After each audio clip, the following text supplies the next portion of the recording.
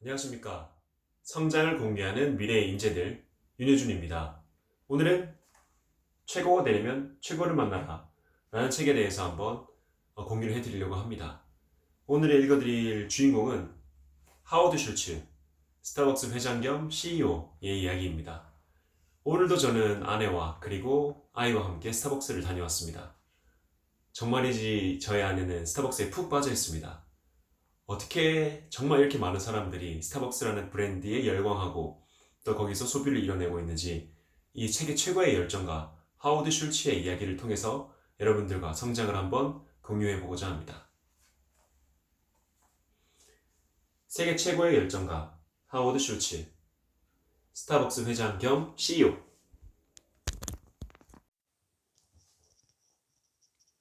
전 세계 사람들이 즐겨 마시는 스타벅스 커피를 세계 최대 카페 체인으로 만든 1등 주역. 시애틀의 작은 커피 전문점이던 스타벅스의 마케팅 책임자로 시작해서 스타벅스를 인수하며 새로운 문화를 만들어냈다. 자서전으로 온워드가 있다. 1953년 미국 출생.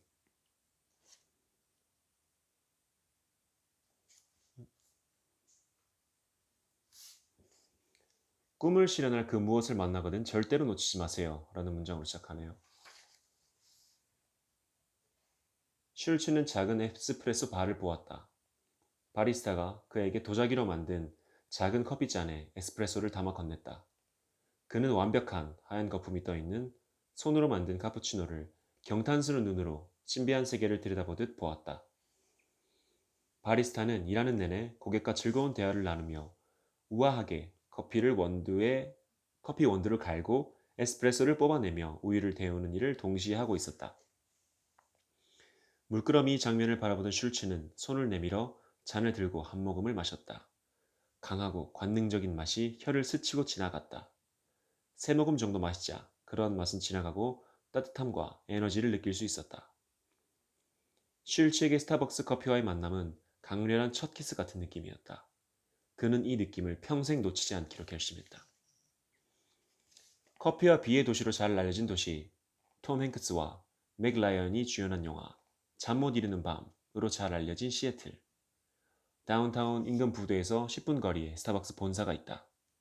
이 건물의 8층에 있는 회장실에서 커피를 팔아 연 100억 달러를 버는 세계 최대 카페 체인 스타벅스 하워드 슐츠 회장이 힘을 주어 설명했다.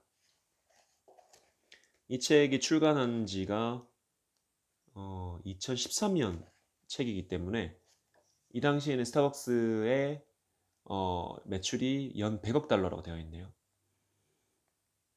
많은 사람들이 말합니다. 내게 결코 기회가 온 적이 없어 라고요. 하지만 잘 돌이켜보면 수많은 기회가 내 곁을 지나갔습니다. 단지 그 기회를 잡지 않은 것 뿐입니다. 나는 다가온 그 기회를 온 힘을 다해 잡았습니다. 물론 처음에는 희생이 따랐지만 나중에 충분한 보상을 받았지요.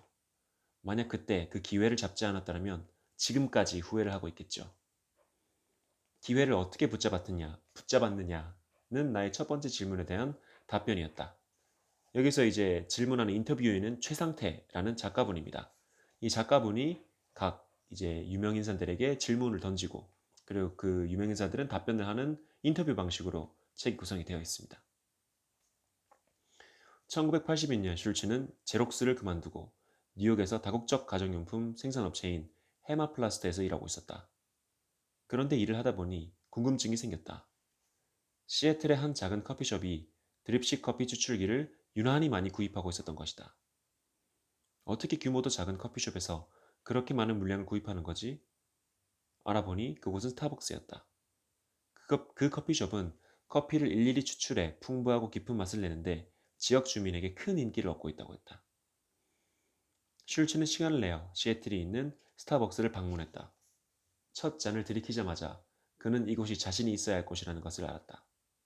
당시 커피는 사람들에게 잠을 깨기 위한 각성제쯤으로 여겨졌지만 슐츠는 이제 변화가 시작돼야 한다는 강한 열정에 휩싸였다. 다시 회사로 돌아온 그는 스타벅스를 잊을 수 없었다. 그러나 현실 세계에서는 낭만적인 꿈을 위해 포기해야 할 것이 너무나 많았다. 스타벅스에서 일한다는 것은 1979년 당시에 7만 5천 달러에 달하는 연봉과 부사장 직함, 회사 차, 판공비, 1년에 4차례 스웨덴 방문을 포함한 무한정의 여행권을 포기해야 한다는 것을 의미했다. 능력자였습니다. 하워드 슐츠. 하지만 앞서 말한 대로 그는 자신이 찾은 기회를 놓치고 싶지 않았다. 헤마플러스트를 뛰쳐나와 고작 몇 개 지점을 가진 동네 커피숍 스타벅스의 마케팅 책임자로 자리를 옮겼다. 하지만 창업 경련진들과 자주 부딪혔다. 슐츠는 이탈리아 밀라노 출장 중 에스프레소에 스팀 밀크를 넣어 만든 깔끔한 카페라떼와 열정과 낭만이 가득한 사람들이 편히 앉아서 커피를 즐기는 모습에 충격을 받았다. 미국에 돌아와서 창업주에게 이런 스타일의 커피숍을 들여오자고 제안했지만 받아들여지지 않았다. 내가 생각하는 커피숍을 직접 차리면 안 될까? 자신에겐 의지와 열정이, 주변에는 그의 생각에 동조해주는 동료가 있었다. 슐츠는 두 번째 기회의 문을 두드렸다. 이번에도 모험을 감수해야 했다. 그는 1986년 스타벅스를 나와 커피바 일지오날레를 시애틀에 차렸다. 열심히 뛴 보람이 있어 사람들은 새로운 컨셉의 커피숍 출연에 열광했다. 세 번째 매장을 캐나다 밴쿠버에 낸 직후 스타벅스 경영진이 스타벅스 브랜드를 팔고 피츠 커피 앤 티만 경영하고자 한다는 소식을 들었다. 슐츠는 다시 오지 않을 기회라고 판단했다. 투자자들을 물색해 자금을 모아 마침내 1987년 스타벅스를 인수했다. 성공이 보장되지 않은 세 번째 도전이었다. 그리고 우리가 알고 있는 스타벅스 신화가 시작됐다. 슐츠 회장의 말처럼 수많은 기회가 우리의 곁을 지나간다. 누군가의 조언이나 떠오른 아이디어가 지나가지만 슐츠와 달리 보통 사람들은 모든 것을 걸지 않는다. 혹시 모를 위험과 실패를 방지하기 위해서다. 하지만 때론 모든 것을 걸어야 작동되는 경우가 많다. 우리의 가슴을 뛰게 하는 그 무엇을 무관심하게 지나치지는 않았는가. 그리고 세월이 지나 그걸 예전에 내가 생각했던 건데 말이야 하고 생기 없이 말하고 있지는 않은가. 그 무엇은 어느 것도 될 수 있다. 노래나 피아노, 그림, 책, 법률, 차, 도자기, 세일즈, 제품이 될 수도 있고 서비스가 될 수도 있다. 슐츠 회장을 만나기 하루 전날 수없이 떠오르는 질문들 가운데 어떤 질문을 추려야 할지 머릿속이 복잡했다. 시애틀을 간다 하니 한 선배는 부둣가에 있는 크랩팟 레스토랑에 꼭 가봐. 바다 위 석양을 보며 통통하게 살이 오른 게를 먹는 것만큼 시애틀에서 멋진 경험은 없어. 라고 했다. 그 말을 듣고 식당에 오긴 했지만 나는 음식을 먹는 둥 마는 둥 했다. 무엇이 슐츠를 새로운 도전에 반응하게 했을까? 라는 질문이 머릿속을 떠나지 않았다. 다음 날 잠을 설친 탓인지 아침에 일찍 일어나 예정 시간보다 조금 일찍 스타벅스 본사에 도착했다. 본사는 전 세계에서 온 관광객들로 붐볐고 한국에서도 단체 관광객이 온 듯 한국말이 들렸다. 이곳은 이미 시애틀의 주요 관광 명소였다. 잠시 후 비서가 나와 회장실로 안내했다. 내부로 들어서자 비서가 양해를 구했다. 죄송합니다만 출시를 앞둔 신제품들이 전시되어 있기 때문에 내부에서 사진 촬영은 절대 안 됩니다. 과연 구석마다 있는 부스에는 시즌별로 내놓을 신제품들이 미리 전시돼 있었고 일종의 프로덕트 라인이었다. 벽에는 스타벅스의 상징이자 로고인 초록 사이렌. 사이렌은 반은 여자이고 반은 새인 요정이다. 두 개가 함께 걸려 있었다. 하나는 1971년 창업 당시 만들었던 최초의 검정색 로고였고 또 하나는 스타벅스 커피라는 글자를 없앤 지금의 녹색 로고였다. 알다시피 스타벅스라는 이름은 소설 백경에 나오는 1등 항해사 스타벅이 커피를 좋아하는 데서 따왔다. 지금 이 이름은 가장 유명한 브랜드 중 하나가 되었다. 시애틀은 커피의 본고장으로 유명하다. 미국 대도시 가운데 겨울에 비가 가장 많이 내리는 곳이기 때문이다. 우중충한 아침 날씨에 눅눅한 기분을 털어내고 활기 있게 생활하기에는 강한 카페인이 담긴 커피만한 음료가 없다.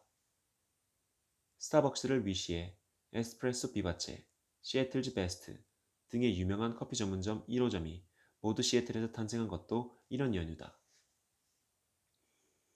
한 층 전체에는 커피 내부는 신선하게 로스팅한 커피 원두의 향기가 풍겨져 나왔다. 마침내 화장실에 도착했다. 마침내 회장실에 도착했다. 문을 열자 하얀 셔츠를 입은 하워드 슐츠 회장이 반갑게 악수를 청했다. 창문 바깥으로는 타코마 항구가 보였다. 크고 작은 컨테이너선이 출입항하는 이곳은 서북부 최대의 관문이다. 잠시 경치를 감상한 후 자리에 앉았다. 검정색 탁자와 하얀 의자가 하얀 셔츠를 입은 슐츠 회장과 잘 어울렸다. 세계에서 가장 큰 커피숍을 운영하고 있는 그에게 두 번째 질문을 던졌다. 커피는 당신에게 어떤 의미입니까? 나는 분야의 대가들을 만날 때마다 그들이 가장 소중히 여기는 핵심 단어에 대한 정의를 물어보곤 한다. 그 정의에는 그 사람만의 철학이 녹아있기 때문이다. 잠시 침묵이 흐른 뒤 슐츠 회장이 입을 열었다. 커피요. 커피는 많은 것을 의미합니다. 커피는 세상에서 가장 로맨틱한 음료입니다. 커피와 비슷한 다른 음료는 거의 찾아보기 어려워요. 사람들과의 만남을 가져오고 더 나아가 세계에서 가장 많은 인구가 매일 마시는 음료이기도 하죠. 커피는 인간의 삶과 공동체와 긴밀하게 관련돼 있어요. 그리고 이 커피는 내 인생에 엄청난 축복을 가져다 주었죠. 확연하게요. 스타벅스에서는 직원들을 파트너라고 부른다. 종업원이 아닌 동업자로 규정하는 것이다. 직원들은 회사의 열정을 고객에게 전달할 책임을 지닌 사람들이라는 슐츠의 경영 철학 때문이다. 슐츠는 실제로 모든 파트타임 파트너들과 그 가족들에게 종합적인 의료 혜택을 제공하고 있다. 파트너를 사업의 동반자로 만든 스톡 옵션 제도인 빈스톡 제도도 도입했다. 그 결과 경쟁업체 이직률이 연간 150에서 400%인 것에 비해 스타벅스는 60에서 65%로 상대적으로 적다. 매니저급의 이직률은 다른 소매점의 절반인 25%에 불과하다. 이런 그의 철학은 의료보험 혜택을 받지 못하고 죽어가는 아버지를 보고 있어야 했던 그의 어린 시절 경험과 깊은 관련이 있다. 그는 뉴욕 브루클린 출신이다. 당시 브루클린은 빈민촌의 대명사로 통했다. 곳곳에는 노숙자들로 넘쳐났고 거리는 우물투성이었다. 그의 아버지는 트럭 운전을 하다 사고로 다리를 다친 뒤 의료보험 혜택조차 받지 못한 채 회사에서 해고됐다. 어린 슐츠는 12살 때부터 신문 배달과 식당 아르바이트를 하며 돈을 벌었다. 그에게 유일하게 즐거운 기억은 운동이었다. 농구와 풋볼에서 두각을 드러냈다. 쿼터백 출신이었던 슐츠는 노던 미시간대 체육특기생으로 합격하면서 브루클린에 빠져나올 수 있었다. 하지만 대학에서는 별다른 활약을 펼치지 못했다. 그는 졸업 후 대형 복사기 회사인 제록스 영업사원으로 사회에 첫 발을 내딛었다. 하루 100통 넘게 전화를 걸고 물건을 팔기 위해서 어디든 갔다. 문전박대를 받기 일쑤였지만 3년간 영업맨 생활을 통해 세계적인 세일즈 기술과 포기를 모르는 근성을 배웠다. 그렇게 해서 다국적 기업의 부사장까지 올라갔고 스타벅스라는 조그마한 커피숍을 만나면서 새로운 인생의 막을 열었다. 지금도 브루클린 지역은 타 지역보다 상대적으로 낙후돼 있습니다. 당신은 브루클린 출신으로 역경을 이겨내고 지금 이 자리에 올랐습니다. 미국과 다른 나라에서 가난으로 고통받고 있는 세대를 위해 조언을 해주세요. 슐츠는 무릎 위에 손가락을 모으면서 말했다. 가난한 배경에서 자란 당사자로서 남보다 눈에 띄게 가난하면 어떤 감정을 가지게 되는지 충분히 이해합니다. 하지만 그런 가난 때문에 자신이 품고 있는 꿈도 이룰 수 없다고 믿는다면 그것은 잘못입니다. 단순히 가난이 그렇게 만드는 것이 아니기 때문입니다. 직업적인 기회는 누구에게나 얼마든지 주어질 수 있습니다. 또한 학교에서 깊이 있는 교육을 받아야 합니다. 그렇게 꿈을 크게 가지고 더 큰 꿈으로 키워가야 합니다. 그 누구도 자신의 꿈을 방해할 수는 없는 것이죠. 동시에 인맥도 중요한 부분입니다. 관련 분야의 사람들로부터 많은 정보를 얻고 자신의 능력과 조화를 이루는 사람들에게서 기회의 장을 열 수 있는 환경을 스스로가 만들어내야 합니다. 그런 사람들은 자신과 비슷한 가치를 갖고 있는 사람들이어야 하죠. 또한 기술 개발의 혁신과 더불어 컴퓨터의 보급, 정보의 접근성 등을 생각해 볼 때 현대 사회는 과거에 비해 열려 있습니다. 그러니 내가 어렸을 적보다 성공할 가능성이 훨씬 높다고 생각합니다. 나의 성장 환경에 비춰볼 때 지금 가난으로 괴로워하는 이들에게도 얼마든지 가능성이 있다는 것을 알려주고 싶습니다. 인생에서 가장 영향력이 컸던 사람은 누구인가요? 나는 그가 가능성의 힘을 믿으며 거침없이 도전하도록 도와준 사람은 누구인지 궁금했다. 어머니. 어머니가 아닐까 싶어요. 공교육을 받지 않으셨지만 항상 새 아이들에게 창의력과 꿈이 현실로 바뀔 수 있다는 점을 강조하셨죠. 또한 내 어머니가 바로 그 가르침의 실제적인 증인이었습니다. 다시 말해, 당신이 특별하게 혹은 부유하게 태어나지 않았다 해도 자신의 영감 어린 도전을 통해 기적을 만들어갈 수 있다는 사실을 우리에게 가르쳐 주셨어요. 회장실 가운데 있는 유리 상자가 눈에 띄었다. 그 안에는 오래된 글러브가 하나 들어있었다. 슐츠 회장이 어린 시절 아버지와 공을 주고받던 글러브였다. 슐츠는 저 글러브를 보며 무슨 생각을 할까? 가난하던 시절 초심을 잊지 말자는 생각, 아니면 그때 아버지와의 행복한 기억을 떠올릴까? 내가 슐츠 회장을 만났을 때는 그가 워싱턴 정가의 태풍의 눈처럼 등장했을 때였다. 기업의 정치인 기부 중단을 주장해 큰 파장을 일으켰던 것이다. 연방의회가 국가부채를 해결할 때까지 정치 기부금을 내지 말자는 그의 호소에 이미 100개 이상의 기업이 동조 의사를 밝힌 상태였다. 이로 인해 미국 정치인들이 느끼는 공포는 엄청났다. 여론까지 이 합세에 움직였기 때문이다. 슐츠는 미국 경제를 살리기 위해서는 정치권이 나서야 한다고 주장했다. 그가 기업의 정치 기부 중단을 선언한 배경을 물었다. 슐츠는 정치 쪽으로 화제가 옮겨지자 상반신을 일으켰다. 미국의 경제 위기 극복이 늦어진 데는 당파적인 정치 리더십이 한몫하고 있어요. 국가의 운명의 중대한 고비를 맞고 있는 상황에서 방관할 수가 없었습니다. 금융 위기가 시작되면서 실업률은 치솟았고 특히 소수계 인종의 경우는 실업률이 더욱 높습니다. 그런데도 정치권에서는 당파적 의지에만 집중하고 있습니다. 기업들이 그런 정치인들에게 기부하느니 그 돈을 일자리를 더 만드는데 직접 투자하는 게 낫다는 것이죠. 슐츠 회장은 정치인에 대한 기업의 기부 중단을 주장한 이후 미국의 일자리 창출 캠페인 Create Jobs for USA를 지원했다. 그는 캠페인이 시작되자마자 200만 달러를 기부했고 스타벅스 재단도 중소기업 자금 대출 기금을 위해 막대한 자금을 지원했다. 이런 노력들이 기업들의 호응을 받았고 점차 확산되어 현재는 1억 달러 가량을 조달해 중소기업에 저금리 대출을 제공하고 있다.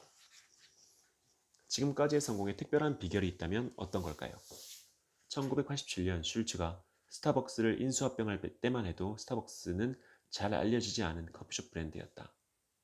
슐츠는 미 전역으로 지점을 확장하기 위해 구두굽이 닳도록 뛰어다녔다. 수없는 거절 통보를 받으며 낙심했지만 포기하지 않았다. 투자자들을 설득하고 직원에게 영감을 불어넣으면서 회사를 키웠다. 돌이켜보면 나는 항상 무언가를 하고 싶다는 의지가 있었던 것 같아요. 사업가가 되어서 무언가를 창조해내겠다는 본성 같은 것 말이죠. 첫 직장 생활을 제력수에서 했습니다. 대기업이 어떻게 운영되는지, 어떻게 시스템화되어 있는지에 대해 정말 값진 훈련을 받을 수 있었고 그것이 자신감을 갖게 된 계기가 되었어요.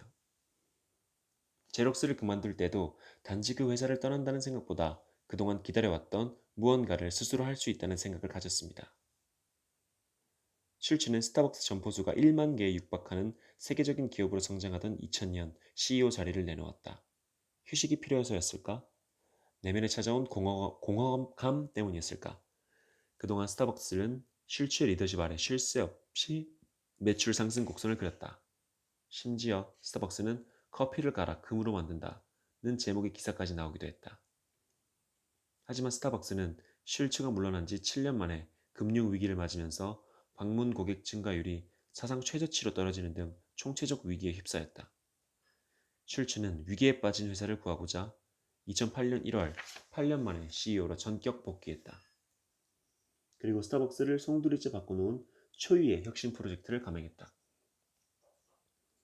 자본 없이 스타벅스를 인수하는 것과 복귀 회사를 살리는 것, 둘 중 어느 것이 더 어려웠나요? CEO로 컴백해서 회사를 계약하는 것이 더 어려웠어요. 비즈니스를 시작할 때에는 뒤에서 밀어주는 바람을 타게 됩니다. 사업적인 탄력이라고나 할까요? 또 그때는 오직 앞으로만 가는 가능성에만 집중하게 됩니다. 하지만 내가 CEO로 다시 돌아왔을 때는 회사의 모든 부분을 다시 계약해야만 했습니다.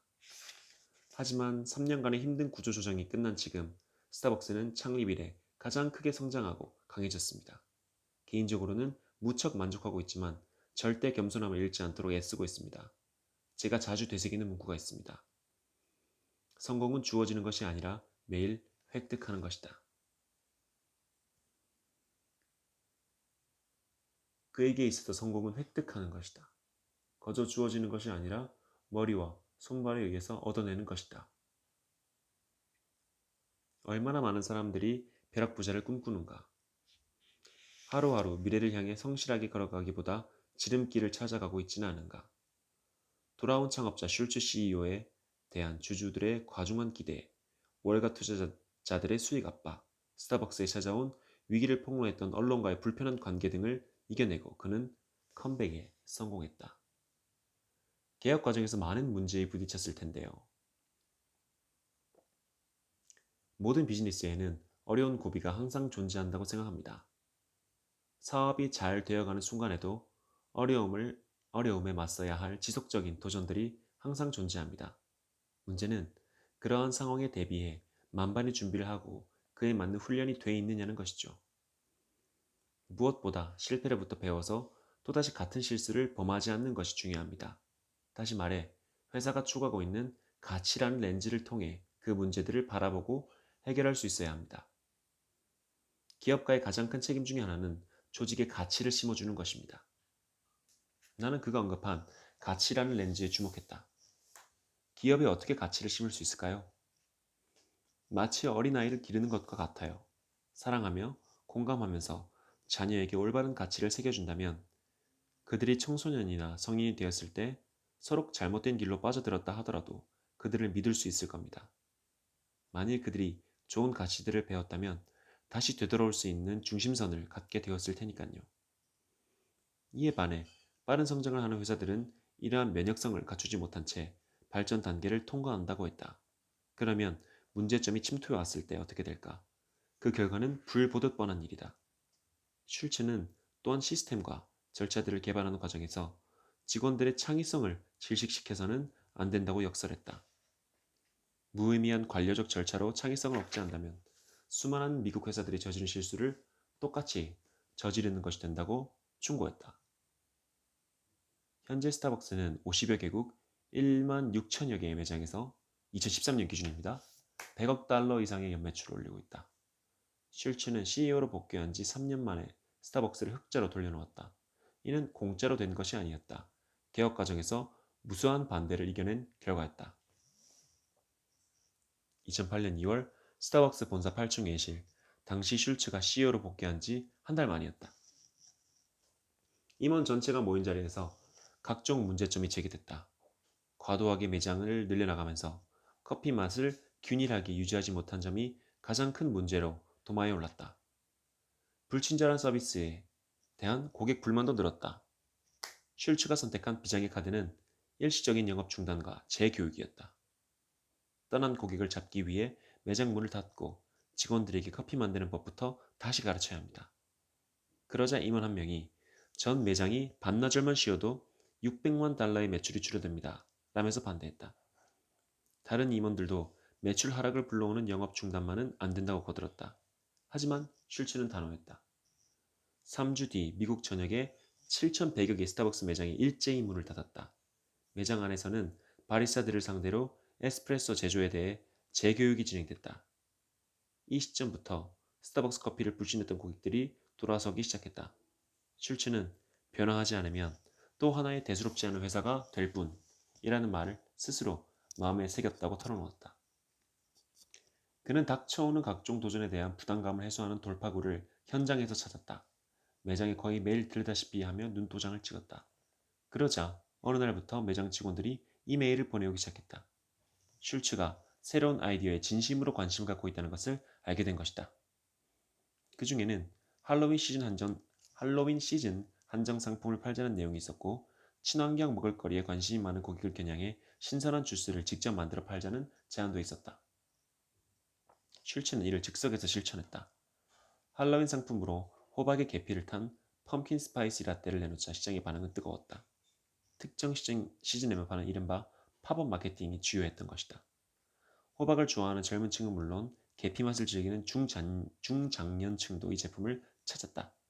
신선한 주스를 내놓자는 의견도 받아들여 주스 사업에 진출했다. 캘리포니아의 유기농 주스 생산업체인 에볼루션 프레쉬를 3천만 달러에 인수한 것이다. 웰빙 식품을 찾는 잠재적 고객을 되찾기 위한 노력이었다. 제품에 대한 가치, 브랜드에 대한 가치를 재정립하는 것이 우선순위를 차지를 함을 보여주는 중요한 예다. 슐츠가 CEO직에 복귀한 지 2년 뒤 스타벅스 매출은 사상 처음 100억 달러를 돌파했다. 슐츠는 포춘지가 선정한 2011년 올해의 기업인 1위에 이름을 올렸다. 화제를 돌렸다. 슐츠 회장은 2011년 초 한국을 방문한 적이 있다. 그때 받은 인상을 물어보았다. 한국에는 첫 방문이었죠. 눈부신 국가 성장과 국민의 근로윤리는 정말이지 강렬한 인상을 주었습니다. 한국에서의 스타벅스 성장은 우리에게는 놀라움 그 자체였습니다. 한국의 스타벅스 1호점이 만들어지기 전부터 한국인들은 이미 스타벅스를 잘 알고 있더군요. 지금은 훌륭한 파트너십과 성공적인 비즈니스의 결과로 한국 내 지점이 약 400개에 달하고 있습니다. 2013년 기준 한국에서 스타벅스 이미지와 명성을 잘 구축할 수 있었던 데는 한국인 특유의 열성이 큰 영향을 미쳤어요. 그는 세계 최대 커피숍 회사의 CEO다. 하루에 커피는 몇 잔 마시는지, 매장에서 가장 좋아하는 음료는 무엇인지 물었다. 아마 4~5잔 정도 마시는 것 같아요. 항상 스타벅스에서요. 제가 제일 좋아하는 커피는 프렌치 수마트라 커피예요. 하지만 안타깝게도 모든 지점에서 항상 주문할 수 있는 메뉴는 아닙니다. 내가 슐츠를 만났을 때는 스타벅스가 예전만큼의 위기 상황은 아니었다. 그럼에도 그는 긴장의 끈을 놓지 않았다. 최근 수년간 훌륭한 가치를 지닌 커피 브랜드들이 쏟아져 나왔기 때문일까? 커피빈 앤 티리프, 엔젤리너스, 시그커피 등 수십 개에 달하는 업체들이 출연해 커피 시장을 나눠 가지려 하고 있다. 그는 이렇듯 커피 시장이 갈수록 포화 상태에 처하고 있는 상황에 대해서도 고민하고 있었다. 난 아시아, 특히 중국 커피 시장의 급속한 팽창에 대해 물어보았다. 향후 중국 시장은 어떻게 보십니까? 중국 스타벅스 시장은 사실상 미국 다음으로 가장 큰 시장이 될 겁니다. 현재 우리는 중화권 전체에 900개 지점이 있고 중국 본토에만 대략 500개 지점 정도가 있어요. 앞으로도 급속히 성장할 겁니다. 그렇지만 중국 시장은 상당히 복합적이어서 아주 조심스럽게 운영해 오고 있어요. 무엇보다 지역 주민에게 존경을 얻어야 비즈니스를 할 수 있다는 점에서 한국의 경우와 비슷해요. 이러한 시장의 특성상 단기간의 미래만 내다보는 게 아니라 끊임없이 노력해 얻을 수 있는 성공의 목표를 두고 있죠. 지난 40여 년 동안 스타벅스의 비즈니스 모델은 성장 가능성과 커뮤니티 공헌 사이에서 균형을 잘 잡아왔어요. 그리고 투명성을 지켜왔죠. 이를 세계적으로 활성화시키고자 합니다. 직원에게 친절한 회사, 사람들이 존경하는 회사가 되는 것이 스타벅스의 근본적인 목표입니다. 통상적으로 중국은 차를 마시는 나라로 알려져 있습니다. 이 같은 인식을 어떻게 바꾸었나요? 그렇죠.